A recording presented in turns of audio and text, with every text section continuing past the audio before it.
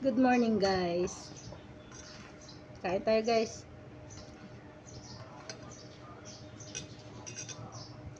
Nilagpang ito guys, oh. Nilagpang na dilis. Ayan. Yung dilis na to galing sa ayuda.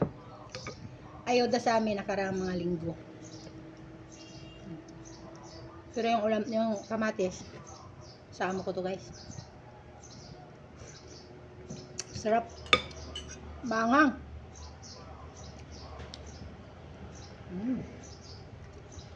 Ang patula at saka upo. Karamihan kumakain nito yung matataas ang ano ang tawag doon?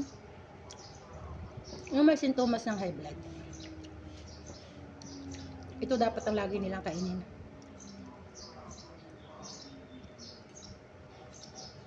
Kaya ako, hanggat hindi pa tumataas ang dugo ko, kumakain ako ng upo, patula. At saka hindi lang doon guys, masarap din talaga ito. Masarap tong gulay na to. Hindi kami nagkarni ngayon. Hindi rin ako nagkanin guys. Malang bigas guys. Pitsay. Ano lang ito, yung laswa. Nilagyan ko lang ng konting bitsin, tsaka konting asin. Good na. Matamis-tamis ang lasa.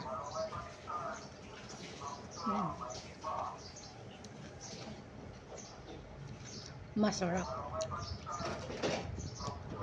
Tayong may mga edad na guys, pag-aralan natin kumain ng laswa.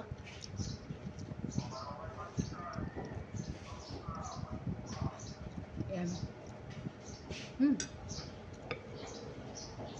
Yung kasama ko guys, ayaw nyo magkain ng ano, yung maraming daing, may laswa.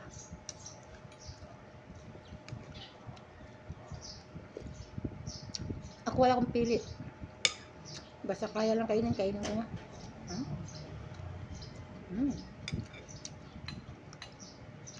Dapat dito sa nilagpang kung tawagin to, yung alam niyo ba yung kanta na nilagpang na turugsoy, yan. Kaya lang, hindi ito dalag, yung dilis ito na daing.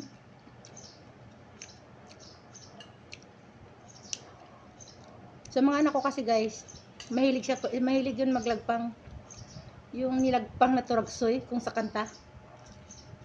Yan. Nilagpang na turugsoy. Pero talaga ito, kinalakihan kong ulam ito guys. Nalilit pa lang kami. Ulam na namin to, pero ang masarap talaga dito pang asim guys, yung yung mangga. Wala kasi kaming mangga dito guys.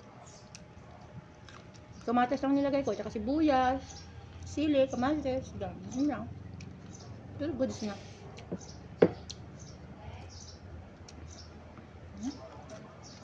Sarap. Thank you guys. Thank you ng marami guys.